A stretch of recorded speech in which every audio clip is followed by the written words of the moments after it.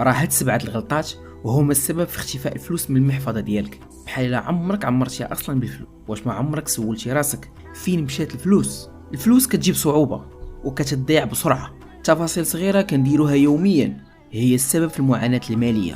واليوم غادي نفيقوك على هاد الاخطاء اللي كدوز قدام عينيك بلا ما تحس. الغلطه رقم 1: كتدخل شي سوق بلا لائحه وكتخرج شاري 10 ديال الحوايج ما كانوش في الحساب.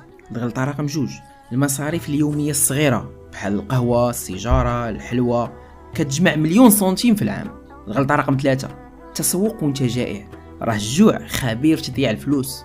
والغلطه رقم 4: ما كتراجعش الفواتير ديالك، والضياع كيبدا من هنا. الغلطه رقم 5: كدير عزومات وكتقدم هدايا للناس فوق الطاقه ديالك. الكرم ماشي هو تكلف فوق راسك.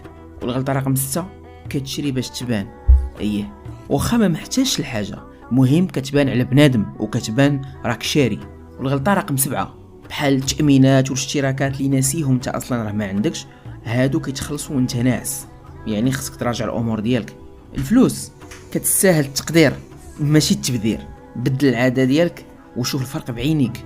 وانت شنو الغلطه الماليه اللي ندمتي عليها؟ كتب لينا في التعليق، وما تنساش بان القناه ديالنا سرد كتحبكم وكتخاف عليكم.